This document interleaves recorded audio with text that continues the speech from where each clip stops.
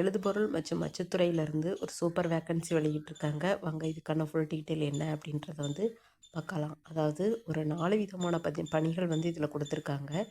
சென்னையிலேருந்து வந்து வெளியிட்டிருக்காங்க. இளநிலை மின் வினைஞர் ஃபஸ்ட்டு போஸ்ட்டு, 2வது இளநிலை கம்மியர், அடுத்து ப்ளம்பர் கம் எலக்ட்ரீசியன்.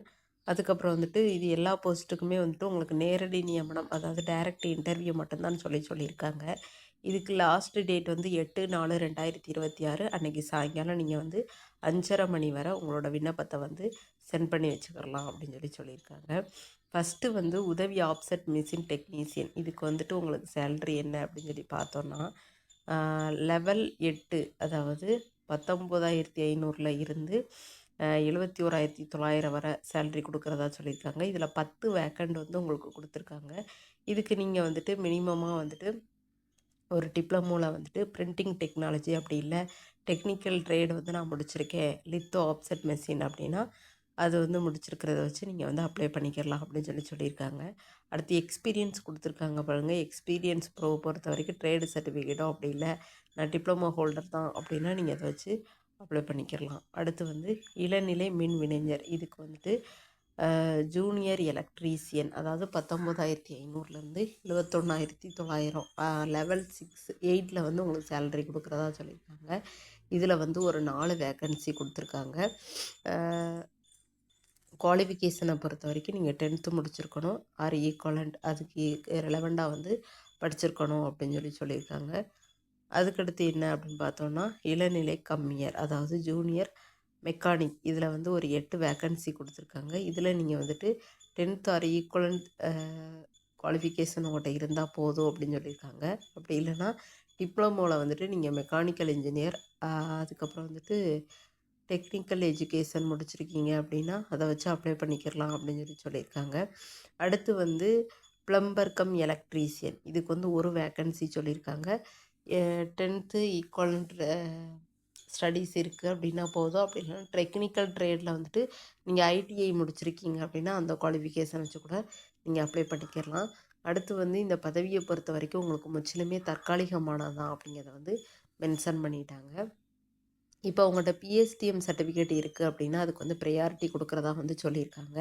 அதாவது 1ஆப்பில் இருந்து இப்போ வரை நீங்கள் தமிழில் படிச்சிருக்கீங்க அப்படின்னா அதை வச்சு நீங்கள் அப்ளை பண்ணும்போது உங்களுக்கு வந்து இடஒதுக்கீடு கொடுக்குறதா வந்து சொல்லியிருக்காங்க. அடுத்து ஏஜ் குவாலிஃபிகேஷனை பொறுத்த வரைக்கும் நீங்கள் வந்து 18 வயசு வந்து முடிஞ்சிருக்கணும். அதாவது 1/7/2025 அந்த டேட்லேருந்து 1/7/2027 அதுக்கு முன்னராக பிறந்தவராக இருக்கக்கூடாது அப்படின்னு சொல்லியிருக்காங்க. செக் பண்ணி பார்த்துக்கோங்க. அடுத்து வந்து கம்யூனிட்டி வைஸ் வந்து மேக்ஸிமம் எந்தெந்த கம்யூனிட்டியில் எவ்வளோ ஏஜ்லேருந்து எவ்வளோ ஏஜ் வரை இருக்கணும் அப்படின்னு சொல்லி மென்ஷன் பண்ணியிருக்காங்க. இதில் உங்களோட கேட்டகரியை வந்து நீங்கள் செக் பண்ணி பார்த்துக்கலாம்.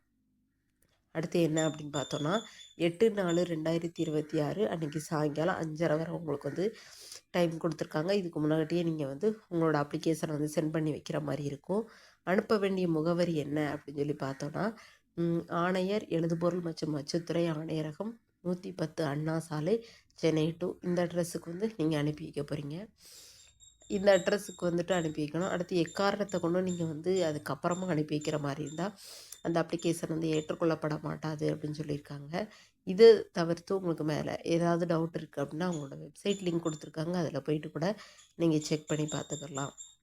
இதில் கொடுத்துருக்க 4 போஸ்ட்டுக்குமே தனித்தனி விண்ணப்ப ஃபார்ம் வந்து கொடுத்துருக்காங்க. நீங்கள் அந்தந்த ஃபார்மை டவுன்லோட் பண்ணிவிட்டு அதில் போய் நீங்கள் வந்துட்டு ஃபில் பண்ணி அனுப்புகிற மாதிரி இருக்கும். இப்போ உதாரணத்துக்கு ஃபஸ்ட்டு வந்து உதவி offset machine technician first post கொடுத்துருக்காங்க. இதை நீங்கள் வந்து ஃபில் பண்ணிவிட்டு சென்ட் பண்ணிக்கலாம்.